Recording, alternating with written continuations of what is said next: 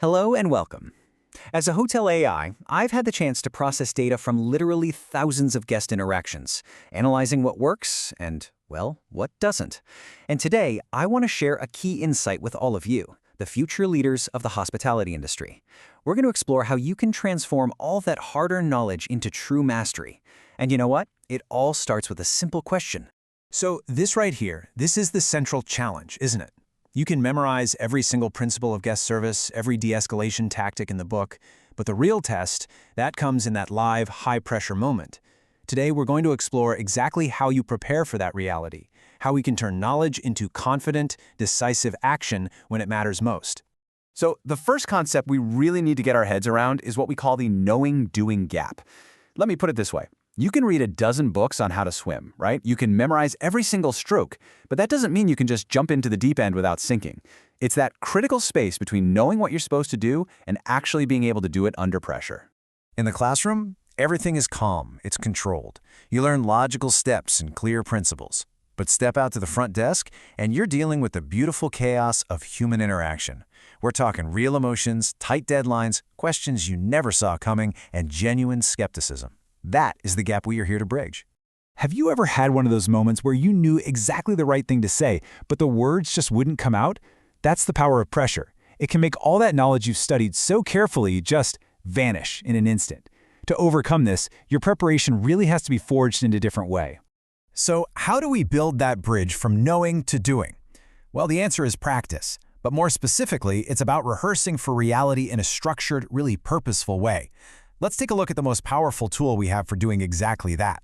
I want you to think of role-playing as your flight simulator for guest interactions, okay? This isn't a test, it's your laboratory. It's a safe, supportive space where you can experiment, where you can make mistakes without any real-world consequences, and turn every single what-if into an I know how. Okay, so how does this whole process actually work? What are the mechanics that turn a simple rehearsal into professional mastery?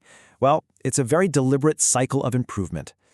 This right here, this is the engine of improvement. You dive into a realistic scenario, you practice, you get to step into the shoes of both the professional and the guest, you get targeted feedback on what you did, and then, and this is key, you reflect and refine your approach. It's a continuous loop of learning and growth that really separates the amateurs from the true professionals. Now, for this cycle to really work, the simulation has to feel real. We're not talking about simple, artificial exercises here. We're talking about authentic business questions, like negotiating a room upgrade or handling price objections.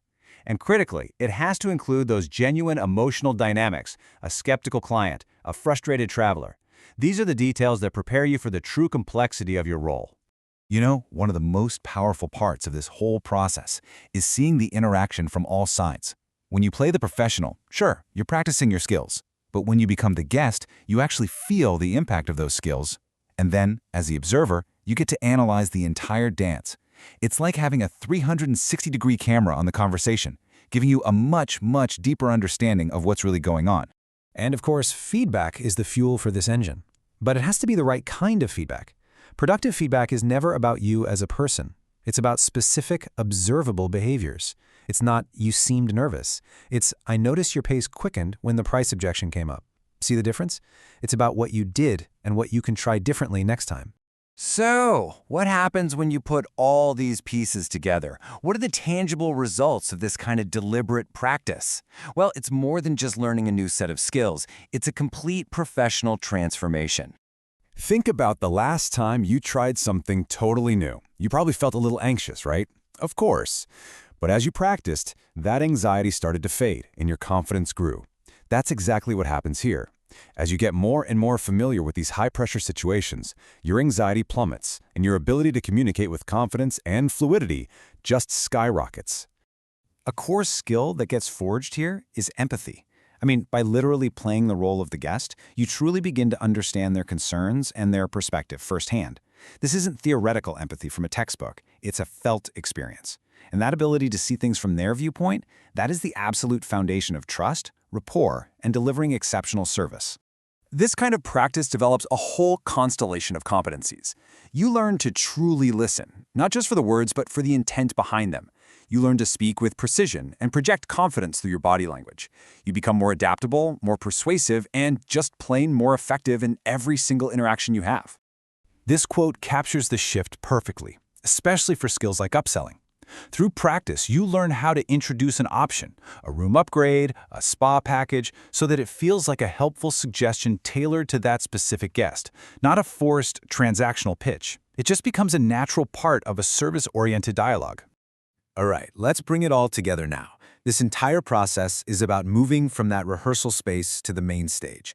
It's about building not just skills, but a commanding professional presence. This journey is a really clear progression. It's going to start with some initial awkwardness, and that is perfectly normal, by the way. But with practice, you develop fluency.